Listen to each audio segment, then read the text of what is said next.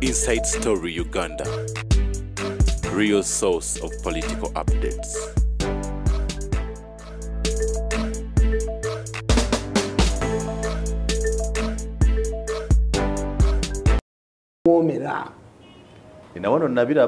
Look what beers anti abasajja ba South Africa bwe bajja twabula supplier w'enkoko even uga chiki nga uga chiki bali baagala ebisambi bisatu ti enkoko wali wabali ebisambi byokka wali wabali ensingo zokka so inazipakira nga ziwera kakati where do you get ng'omusajja ye mu supermarket yakusabye ebisambi where do you put the rest of the meat kakati abantu baffe bwe batyo bakola ki bwe balowooza ini pululu ekyokubiri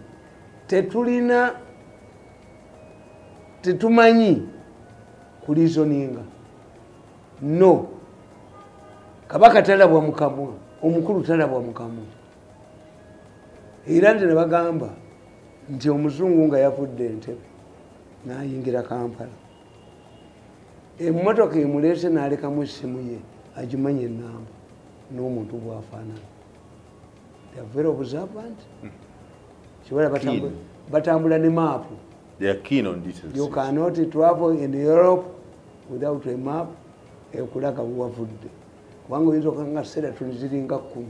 Kakati drive ono yayi oba ku reception y'abali yayinza okuya muyina omudduka baabuze.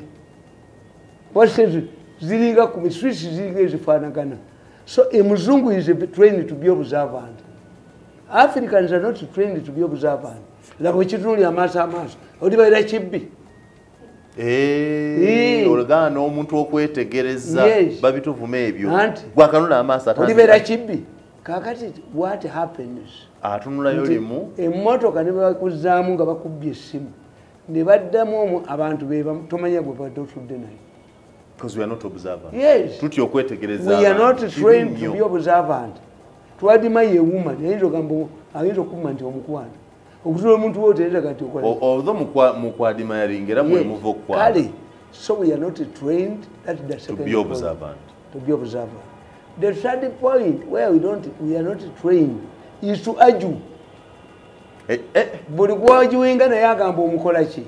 Ngugambi they know not argue bagala kuvuma kubanga naye kwajuinga nobody wants to. Tine ekintu kye tuyita meditation. Meditation is done when you are alone. You think through. Yes. Review talking with yourself. Omuganda akuganti genda omwoyo gwoyogere n'ennyama. Bwe mugamba bwe muti. Sit in your bed. Anoodi muganda. Tuyinza musanga n'omuganda nti tulina ddiiro. Bw'oleeta miliyoni 10 ofuna 15. Omuganda gakamala okwebaka nje. Ndowooze. Omubbi takuwa time kulowooza. Ayagala kutwala It is after thinking that you know nti anzibi.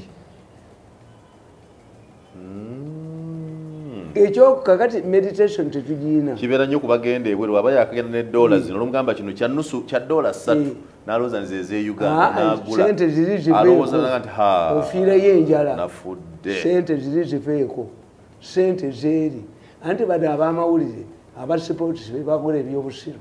Afuna dola bwezi mu za Uganda zezo atabigula mu za Uganda n'owulira obuwumba tutu bwennyini ziri zeeri era bazigereka bafuna pound za Uingereza za Uganda emotoka javuga gojimanyi era eba ye expense okuzakuzeeyo ziza n'okubanga eri tezibeewunyisanga ezo twagende Sweden visa tawa musolo naye lisite zonna z'ogula bazikuddiza nga ziri ku airport ng'ofuluma. Receipts? Sente taxi eri ku musolo gw'obawadde by'oguze is refunded. Twabagamba kino ne kibeera mu Uganda eno office ekibeera nzigale sirabuto. They return your tax. Why do they return it to you? They return it to you. Gwe toli citizen to you are okay. You are not a citizen, so they don't want to steal your money. Go with it. Ate facilities ichi bali ba musolo kubera ngudo nunje kubera olero nunje kubera na facility. For you will visit. Over them when na tourist ogenda. This is what I told my headmaster when I was doing senior city. 4, headmaster found me in my revision. When others were clearing the compound. Said, why? Said, Mr. Headmaster, I'm leaving this school. The people who can organize this compound are senior 2 and 3 is not me. That's what you told the headmaster? The senior future one. Mirundi, how do you tell the head teacher that? Yes. The senior one network have a young So how I created trouble. Nti omukazi wa faili yatusomesa literature yatugamba here she is there. But she was a younger girl, very beautiful. Kati ngaba avubuka tuli senior tumwadima yalinga. Kakati the teacher made a mistake. Yangamba yatugamba mu class. Write an imaginary story. Imaginary story? Yes. Tebereza nti chiwechiri. Imaginary story. I imagine myself as a love letter from one of the classmates called the Chugulu. And many people, because of monkey kirani names, Barrows and Tulibarugan, Chugulu was as stubborn as me. So? When Chugulu wrote to me, he put me in a letter box at the post office, which was called. Other people started dropping letters which were hitting me. Until 2 days later, when the teacher collected me, put me in Habura, I felt warmth for the first time. The teacher collected you, put you in Habura, you felt warmth for the first time. You are writing that to a teacher? When the teacher arrived at home, Nada Kubuliribwe stretched her legs, and as she was reading me, I was peeping between her thighs. You were an imaginary story of you and Chigun. You are sending me. Later. You are the later. So you are showing how you moved. But you forget that the teacher is a female teacher. How does the letter peep in somebody's thighs? You imagine the people. My book came alone. The rest were distributed, and I was told to go to the staff room. Oh, he was a usual customer to the staff room. Inside out, Joseph Tamale Mirundi now. So, the teacher, the headmaster asked me, was a Catholic brother, did you understand the assignment? Yes, I did. What was it? The teacher told us to write an imaginary story. Imaginary story. Which I've written. That's a lovely letter. Yes, because you had awkward imagination. Because you had been taught to write an imaginary letter. You were correct. Eventually I was sent in Petechi town. It was a serious issue.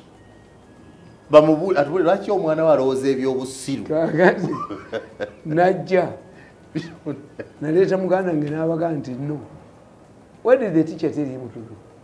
My brother reasoned beyond the teacher's imagination. Are you sure? That's the problem. So it was decided. Tajja kuddamu kunsomesa literature. I taught literature myself from senior 3 to 4, and I got great 3.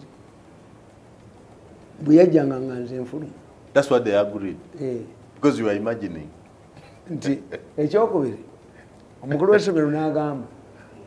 I'm going to pardon you for 2 things. 1, a stubborn boy must be clever.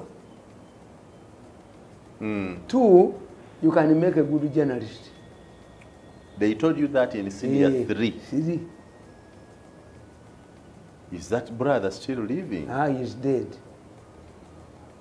Did he ever see you when you became a journalist? No. You ought to have talked. He prophesied. He told you. When I was in senior 6, he used to tell people, I allowed him because he was a stubborn boy, must be clever.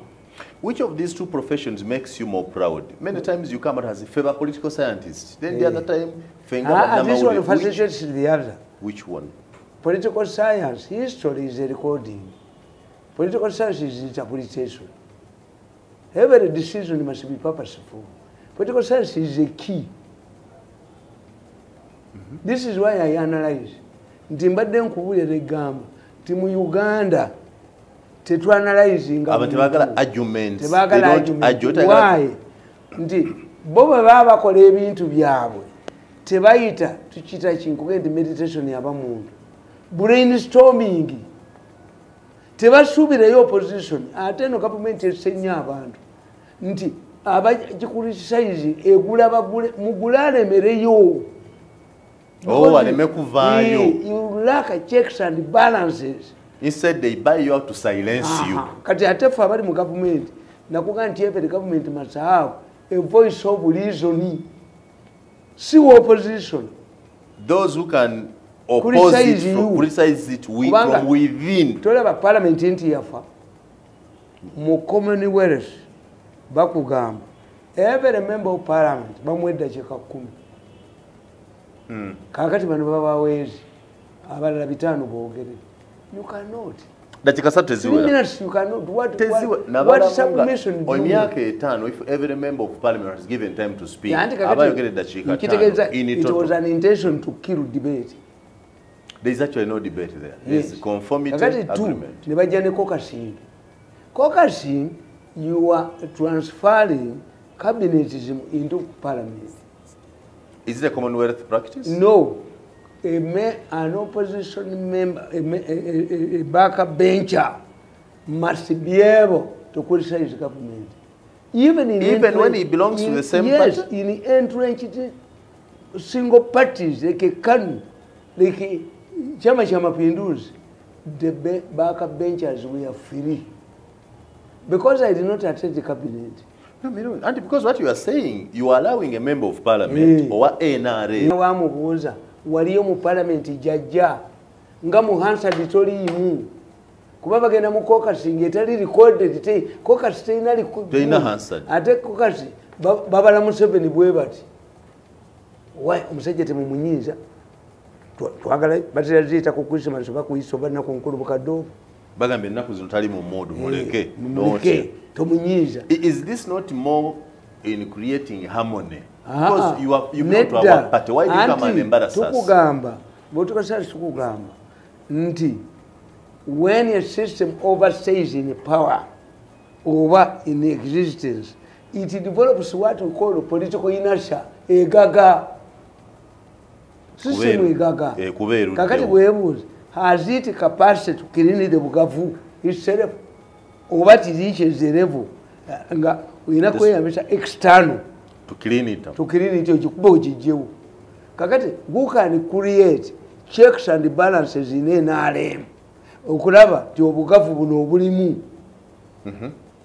Yes. Kati Mirundi otuukirira abantu we baagala NRM egaze. Yes. Muhozi mutabani wa NRM ayina capacity okujozaamu obugagu eriruddawa. Let me tell you, Kagame is a better Museveni. Kagame started the Museveni n'amanya revolution ya Museveni kyagisula kyali ki chichi corruption oyo namutabukira. Why? Extravagance n'agikuba. Yatandika okukula tukugamba nti leaders become pragmatic in old age. Era Museveni si atukuba waliwo abakubye batasobola kukwatako yalowooza nti gwe gwajja okukanyuga ku jirikiti watali kantu addemu omukolere naye nga ono yakujoza tamukutteko 5 billion azitutte. When will I make a 5 billion if I go to a post of 1.7? Bwe condemned olifa mu bwavu. Ngamba abaana bange nti wa nakolera Museveni emyaka 2 nojjayo ki nti tewali kye najjayo okolerayo ki? Exposure. What exposure? Enyambe ki? Experience. Tukolera sente. We left the poverty in the villages. What he must go as a distance to his village. Who can you take? Nze sikusuula eddala. I'm not going to say. Okay. Kakati nkubuulira. Yes. Mirundi, I want us to confront this point seriously. Teri kagikirininga. Kandi muhozi n'abo opposition bennyini bali kuse Museveni is running a single party state in many ways. when it comes awanga nti bina byovuzi tebiriwo lwaki mu parliament bayise ebiteeso with unanimously kyovala bagwe lwaki Sekikubo Nsereko Mbwatekamwa bayitamu buli kaseera Labour MPs their voices are heard. Their strategy is after they use NRM to come to power, except in Nsereko, to come to parliament. But the 4 years is spent criticizing government. It's only the last year that they toned down. That's why they are floating. After making their names, because by the 4th year, somebody has made the Why are we listening to? Why are we listening to? Because the people know we are the voices of reason. They do. This is what has made us. Bali abali scared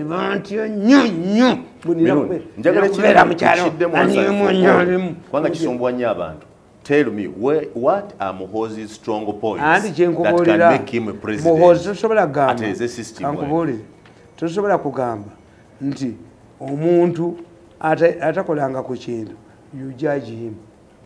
Muhoozi has been yame. Muhoozi has been yame. Muhoozi ayina lolo yonna mu gavumenti yammwe. Nedda. System ebunda naye. Taliyo. He's a presidential advisor in the system. Tekiriyo. Wabugana naye yakola. He's in the thing. Parliament walabayo Museveni nga yise ba advisor emirundi emu. Those are titles intended to give you welfare. An advisor and a handler. Whenever kuita togendo. This is a gate to what Never know babayita. Abakubira. Bayina yochi. Abakubira. Wabagala ho bya economy na ako na Dr. Suruma. Dr. Suruma come here. Baba gendeyo. Negwe kubya media banakwita tyangoli. Media chi. I failed as a media man in the State House. Ate beranti advisor we committee. Is it a promotion or demotion? Ntinze yesimu wanga kamba buli kintu ekyo genda obiddamu nnyo obeeranga ne principles tawuda azikada gafiiro nga kati naye ayogera madamu speaker yayita madamu speaker anti ani yamuga nti yave busoga kubeera speaker akite leave it kite yes nakita anti wakita ensobi gyokola mirundi eriemu. You imagined that this was a permanent job for you. Nti olivaako Museveni avuddeko. Anti nkubuulidde singa president yaŋŋamba nti onkoledde kwata sente zizogenda okola ebibyo. I will be enjoying in a private life. Naye siyinza kudda mabega nkole ne tumwebaze ng'ate tumwebaze yalina gurupu enkubye mu State House. Banhumiliatingire ddala. Singa saagaana nenze mu byange oba mwenyebonye oba sebonyebonye. But no government in the future will not reward him. Nabayamba kuogani trade. Actions were everywhere. You have hope in the next government. Yes. Never Bobi Wine ija kumpa. Nobody can leave me out to say it. Sure. I'm telling you. The government to joke funa see abujozi. We are going to get a government that needs intellectuals. Iramu wanga preserve yourself. I'm telling you, government yabatasoma nti umanyi leaders buli omwe ina sayiro gyafugire eggwanga nti Moi ne judiciary yagitta buli kimu n'akitta n'akiteekamu abatasoma. Why? He felt inferiority complex to educated people. Moi he was not very educated. P6 teacher. Moi yali musomesa wa primary. P6 nafuge gwange brought picked from politics was a good mobilizer. He was picked from politics by Musalia Moses Mudavadi, the father of Mudavadi. And he's alleged nti Mudavadi is gone Moi yagala ko oba yazaala yawasa mu ba Mudavadi omukazi. This is why the connection between the Kalenjins and the Ruyas era ne Uhuru ne Ruto kyakoze has gone back to the root of the Mudavadi family. Ono omukikuyu abategedde tebagenda muwa abakikuyu tebagenda muwa Kalulu. Yes, akimanyi ekitegeeza you don't waste time with them. They are not part of your political future. Allies. Kenyan politics. Kakane nkugamba nti. Now, what you are failing to do is how do you divorce Muhoozi? Part of it. Mwakulide. Even the government promoting him in the army is this same government. Mwakulide service here. Nti Kagame yalaba babizimungu nalaba batwagira mungu. I think where the President Museveni disagreed with the Kagame. Museveni believed nti batwagira mungu abakutu baberewo. Kagame realized whether twagira mungu or bizimungu, the Hutus are running away. Where do you get a government in Africa where the present tribesmen or ethnic group run away? But in Rwanda, twagira mungu Hutu, bizimungu Hutu, people are running away. Even when they are considered to be in power. Yes. The president is a Hutu. So President Kagame decided, this is hypocrisy. Let me take over. And he removed the twagira mungus. Let them run away. Let me show our face, the Tutsis. We are in charge. Rwanda has peace. Kakati ne gundi gankubuli Museveni yabeeranga mu gavumenti z'ababina years. Was the security minister, yaliko vice chairman wa vice president wa Uganda nga ne Paulo Muwanga. Can you judge? Could you judge his performance to where he was?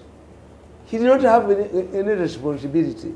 You can have a good cooking house girl. Nenga tali mu charge. Tamuwadde mu kufuga. Tamuwadde eki. Muhoozi can be a good president. Era namuwandikako anemba gamba nti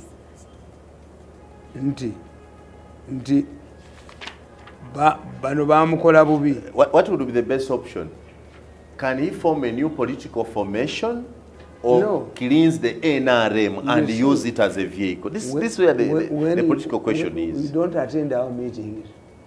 I was explaining this morning, the politics is a perception. Museveni is being helped by two things. Two, otherwise he would be seeing an exodus of ministers to Muhoozi. To MK. True, that would happen. Did you see Franka Tumweba's addressing a Muhoozi and MK meeting in Mbarara? He did over the weekend. Yes. Ministers are coming to MK. Ministers are fighting. Kasolo is a coordinator in Masaka, fighting with another person over leadership of MK. So if Museveni calculates ministers who are double dealing, Taina. Because politics is a perception, people are seeing him as a reality. Now, that's where the question is. Where do they get the confidence that he can do better? This is where the question is. Like where else? Some of them, they don't come to do better.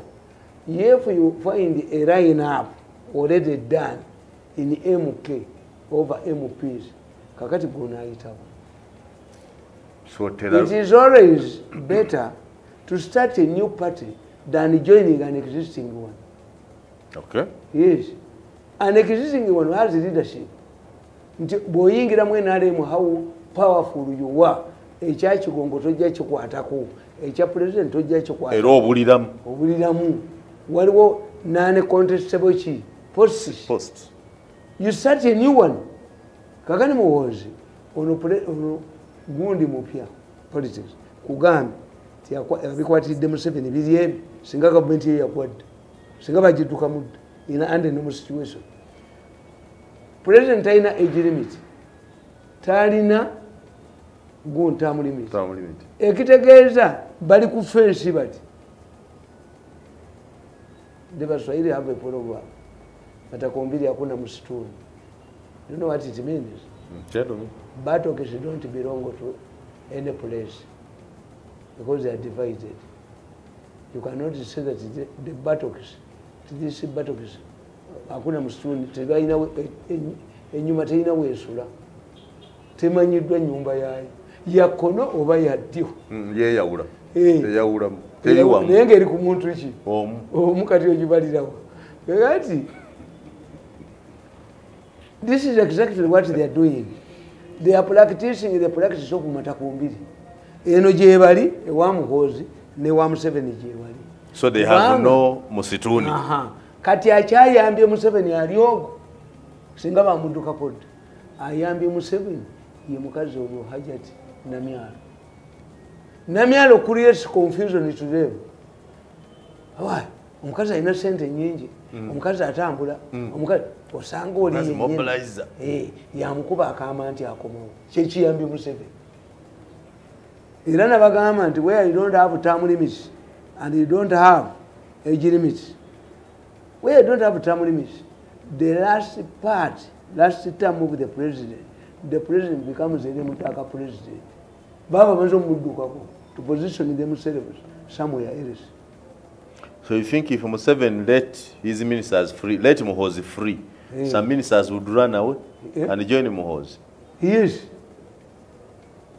Bwaba Museveni azanya kabadi kawedde. Kamukwatidde. It has come a time where Muhoozi cannot be restrained. Nze namuwandikako wano. Njagala onsomerewo.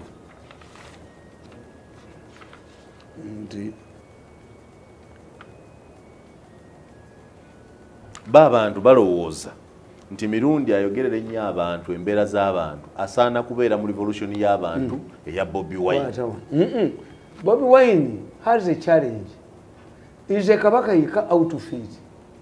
Yes, I've been telling you Muwanga nti politics wa Uganda yazimbirwa kwanta Buganda. Is only those ababudde mu mawanga amalala nti obate bwagende bamunanika n'afukamirira Muteesa bamanya bamufunamu tebamunenya. Mao bwagende wa kabaka n'afukamira tebamunenya abeewa ayagala kubba bululu. Agala kubba bululu Abaganda weetaagisa kikufukamira tugende tupawo bakuba obajjawo. Wabula Omuganda ye abeera Omuganda n'alwanirira ebya Buganda tabeera popular. Betty Kamiyakono ewuzanga Federal Alliance. That one is wasted. Ate bano abasajja bazibu nnyo. Abasajja bano ab'NRM bw'obabeeramu mafia gang muwanga togibeerangamu. One teina kyekuwa. It creates an imperialistic system. When you sit on Museveni's committee campaign, what are the benefits of sitting in Museveni's committee? Nga sentence on nabas to tedda. Very innocent, very concerned, very wine. Go vaculate the end, we vaculate the end, the duck when you paid. After the could you could dedicate to you, Jebaku Suleda. And they can work on Museveni's committee. Alone, give him my budget. Quanti money, Jaga, committee change for them. Sent Baba as a bid. Genda, any BSC yab, but at the say, Kalisa came to Alocum. Bana bumujozi yenyini ajoge bwembwe yenyini. Two bakuta kubanga ye Museveni nabagamba nti Museveni operates like a headmaster who owns a school but with the stubborn boys. Batasobola kwatako. Bafunyisa bale buto toko fish genda kujirika.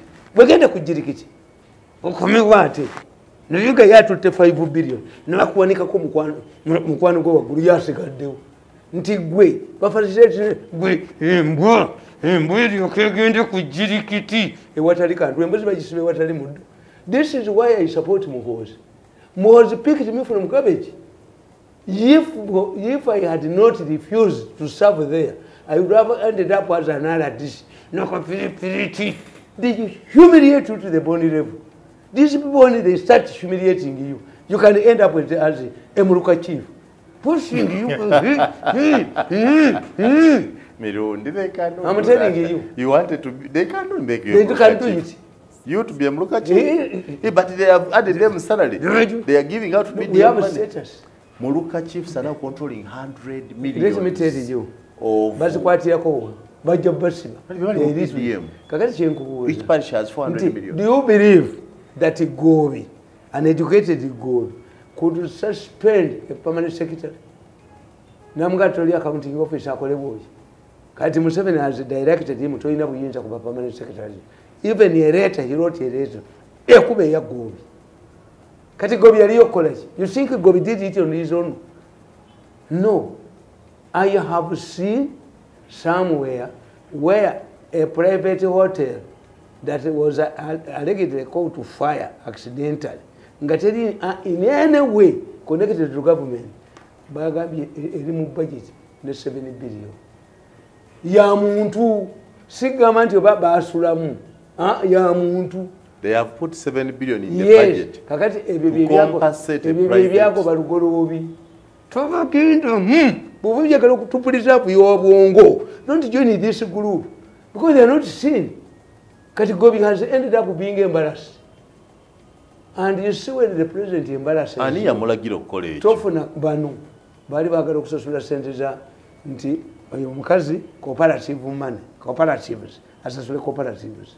That was the main issue. Nembaga to me, nsira bamuzibu. Nakatono kokka. Why? Nti okugamba mwirete policy. Not to take it sali alone. A policy. Government cannot provide money to maintain its assets. Nabawo ekyokulabirako nembaga nti Kuluno Towers was rehabilitated at a cost of 13 billion when its actual value is 11. So you could construct a better Kuluno Towers in more time than why? The money used to repair. When does the money for repairs come for maintenance?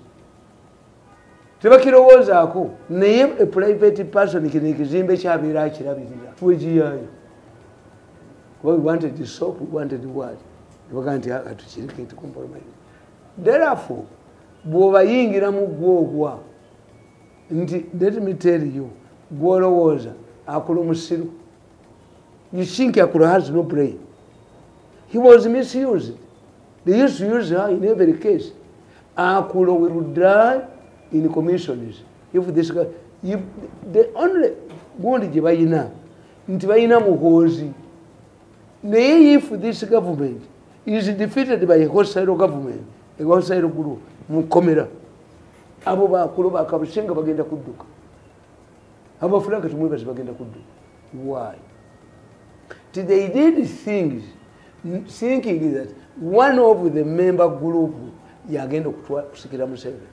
As we talk today, Mukoza Batut. Ate Mukoza banga connection ninabo. I don't know where they were aware. By nature, baita fellowship. Fellowship si kyabalokole. Fellowship yali kateero. Nga balowooza nti mu bumwe muli vaaki omukulembeze. Kati Mukoza kikubi. Kayise kateero. Yali kateero. Era nga tusobola bakwata. These are individuals. Group yalimu abantu 10. Era Museveni yabayitako n'abagamba nti lwaki temunyamba to shape good. They disagree. Kati they disagree. Help shape our brains. Kankubuuza. Why is it that these days when you commit an offense you are likely to be arrested? There are only 3 issues. The chances are high that you'll be arrested. One, impunity is reducing. One is that you have a new director who attributes his success and appointment solely on Museveni. Kubanga oyo mwana bamutulako mu yiso nga sergeant nenga ina master's degree mulo. Ate nga superintendent recommended ti omuntu akulya side ino kuba nachi. At least net degree mulo. Mulo ina master's. Bamutulako. Kakani Museveni oyo magamba ina master's. Museveni akyala waabwe. Wategeera nti ono omwana mutuleka ina obuyigirize. Kakati Museveni why? Oyina kubeera nga gwe abakolera report sebone batwalayo. Oyina kubeera mbwa. Oyina kubeera mbwa nga gwe okola gwe donke waka brave African soldier and European commander. Kakati Museveni amuli bali naye amanyi bamagambo be batuddeko amanyi nti ffe baatugoba nga yalowooza tujja kudda bongere batujooge go ulikola mu ndala an empty pot goes back to the well. When a woman to die delivering umwana afa because you are likely to put it there another baby. Mirundi ani kubabiri banajja oyo political scientist tubulire Museveni yajja oba muhozi kwanga bitutabula ekituufu badde kuchiri gwe lero okyusa enkubira lero zena ya muhozi ekijja kujja na ya Museveni you are era mweri but why ne ya Museveni mweri yo okyusa zo wa materiyo yes afendi mumagendo disi enkubira ya Museveni. So why do you carry both? You are confusing us. Let me tell you, nti ekyokubiri, there are many people fear to commit atrocities now. True. Because they are likely to face a hostile regime. But yakati. Tewamanchiddako. Ne Museveni na ye katala bakagezi aba family yakagezi bali bagezi nnyo. Bateekawo memorial service every year. To remind you nti tukyajjukira omuntu Museveni nga buli lwagendayo talina kyabawa nti nabakwata kagezi memorial service era abo abakutte Museveni yali badde handshake ne promotions. That is if bamuwonyeza nnyo. That is if bebo nyamushuwa bebo Mirundi nkubuli those are the same people. Bakakwata abantu 10 ku Kaweesi bonna ne babata abatakaweesi abatakaweesi investigation zibadde poor ekyokubiri mubaddemu group mu police ekoleramu nze ng'obutambi bwange obutya naye nakugamba nakugamba gundi Katumba Amala nenkugamba Bagemire ayisebudi ye Katumba Amala yanvuma yalowooza ndi mubbi nakyo bayisebudi nga n'abantu boogera nange baaga ntumutte omusajja n'agamba wa ADF ndi nno temumutta ebintu ebimu bibadde byetaaga batugamba mu intelligence mu Uganda tewali gavumenti etta muntu afa mu ggwanga nga tebamunyamusa abapoliisi at least bawandika lipooti ne bagitereka naye mu kiseera ekyo abatakola ki takwatibwako. He will be charged. Abatakaweesa bonna bajja kulabika. Abatakirumira bajja kulabika. Miso yo kakasangano be batakagezi. Abo be batuufu bange ate babawana na sente ntono nnyo. Millioni yes. Millioni 3. Bagenda ne musawo Muganda. Millioni 3 tukirwe good. Iyi group yennyini ati kankubule gwe kyotomanyi. Owa boda boda bwamala okutta omuntu ku boda boda. Bwagendayo gitunda gye bazitunda katweruddawo bamubuuza nti omuntu mulamu nti omuntu namusse nga wavaayo ayambadde ebya poliisi odduka tewali 10 kyebakuwadde oba mitwalo 10 genda mangu olowooza they get money. Ekyokubiri bano abasajja bali systematic abo tebamanyi yabagula the way they move bayinza tebamanyi yabagula. Also the real person behind. Bayinza tebamanyi. Nakyo be billion 3 ze baba wanga tebasse ani azirina nabaga nti ADF billion ina kila squad bagulangule wali babamanyi gye bagijja abali bagenda okutta nakyo bebava mbizinga ne bajja ne bazuka zaabwe bazeeta ku kinaala nga ziri mu gundi mu musenyi kuba amanda bagakwata abamaje ku nnyanja. They were given 3 billion. Katumba Amala baba wa $2 2. Nze bampa bali bantadde ku million ebi baba wa 10 nga tebanzisenga mbyogedde. What's this huge money? Yalina sente ezi era awaayo million 2 eza dola bato omuntu yafuna emmeka. This is a question. Why should someone eliminate another person? Katumba bali bamutya nnyo ku bwa president. Omanyi kankubuulire Kenya waliyo omusajja nga bamuyita Mbui Koinange yatta banne bonna n'abamalawo thinking nti ajja okutwala power muyite yamutta. Mirundi obuzabuziza ani ajja Muhozi, Museveni. Enkofira sebo mwene enkofira zombi ozina. You put them interchangeable. Oba naawe oteebereza tomanyi shidda okukwatira. Kakati kankubulire. Kati yo Muhozi. Kankubulire. What you don't know.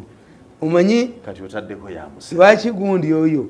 Go omanyi lwaki ono musajja Kibulagati muyita muterinnya lya Nema.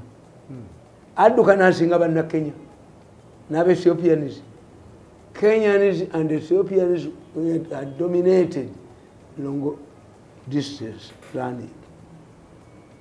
Abazungu bajja ne basitadde. Ne babaga nti tebalina mmere gye balya tebalina. They are running away from poverty. The guiding factor when you make Kibulagati rich man, mu family temulibeeramu muddusi. Kuba bajja kuba tebakyalina motivation. Kakati kankubulire. Ekyokubiri abaddusi ba Kenya bakolanga bwe bati nga bateekamu apo toyina wobayisa ogwa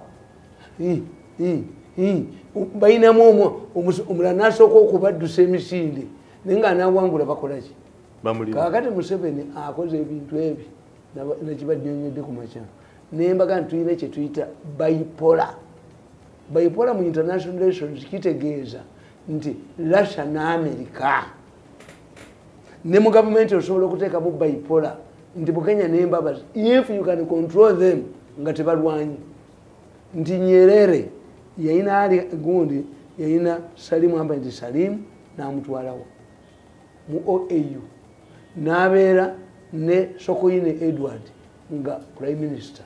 You are using too many words to confuse me. Yani nkubulira ani ajja enkofira zizo bano bawambye bano bablokinze bo bajja kutula omukubo bablokinze entrance point nti as we talk today bo onanoonya akalulu fe tumunoonyeza nakuga we are stalking Muhozi. Yes, because you onoonya ka Muhozi Daniel anoonya ka Museveni ani ajja anti kumbuulire bajja kwegata ati right time nze nkubuulire the rumaji kubanga mwasooka kulowooza naka akatabo kange kagamba mwasooka ne mulowooza ti Muhozi is fighting his father but adongo bandi bonna ne balowooza bwekiri bakigongo ne bajja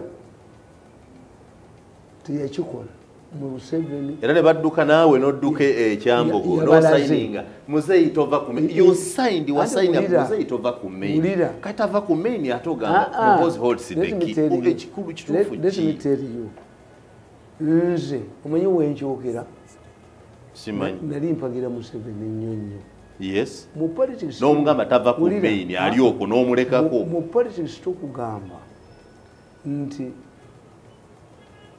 bwe tuba tugenda okulonda abalonzi bagaba bika bisatu tulina floating voters baba 40%. Mu America gyewola mu Africa babagamba abantu tebakyalonda for frustrations abantu tebakyalonda bamanyi tebali agenda bakolera abantu tebakyalonda bakolaki bamanyi nti gwe banalonda tajja kuyitamu mubaleete etteeka erigamba abantu nti buli omu alonde kaakati ate y'omu Europe abantu tebalonda ne mu America why 40% yeronda why bamanyi bajja kujja therefore years ahead kakati oyo ye voting vote nze bankubye emyaka 10 nga nkuba Museveni amumanyi nga nekyankubira akimanyi Katonda agenda okunyamba nsaba essale eyokusuubira nsaba essale eyokusuubira ntuze mu mwaka ogw'eku Museveni in 10 years Museveni has not given me a coin ne mange gwe bakuba mu kulipo tamuwaddeyo yadde ekikumi which means nakigamba mu nsonga 10 owangula 8 ne mukiriziganya bwe bakutuusa ku 6 genda eri force ebekube bayaki means the inside out sina hope mu Museveni kati ne Joseph Tamale ekitegeeza nti if Museveni comes nyamu najinyala omuntu omubwati nanga when I'm going to do my business this man must be in the village a district nesokufula mulalo sizina minutes I've told you kakati bagambi nabalabye nga bagamba badokita baganye ukiyingiramu ndi badokita bayisa tebagenda nti kati Mirundi tomanyi lwaki eddwaliro lya